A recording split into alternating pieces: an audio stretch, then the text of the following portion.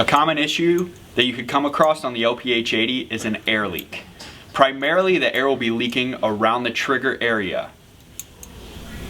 To demonstrate the issue that I'm talking about, I'm going to go ahead and turn air into the gun without pulling the trigger, and you'll hear the air leak.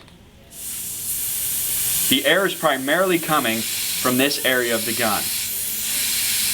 For this repair, you will need the Iwata wrench, or you can use a 14mm wrench, and you will need the Iwata fluid adjustment guide set, part number 939-36880. This particular repair on the LPH 80 is very simple. First, you'll take the fluid knob off, remove the spring in the knob. Next, you'll remove the needle.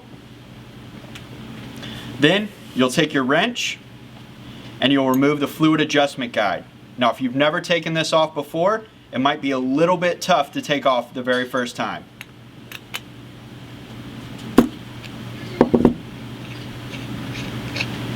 As you're removing this piece, be aware that the air valve spring and air valve are behind it. So just make sure that you don't lose those when you're taking this off. You'll take your new piece, you'll slip the air valve spring over it, you'll insert the new piece, you'll thread it on,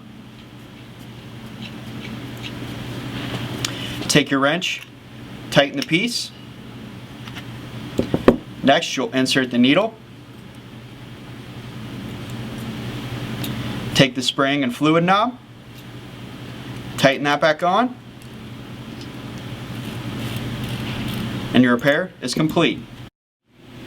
Once you've completed your repair, go ahead and hook your gun up back to the airline, go ahead and put some air in it, no more air leak, you're ready to spray.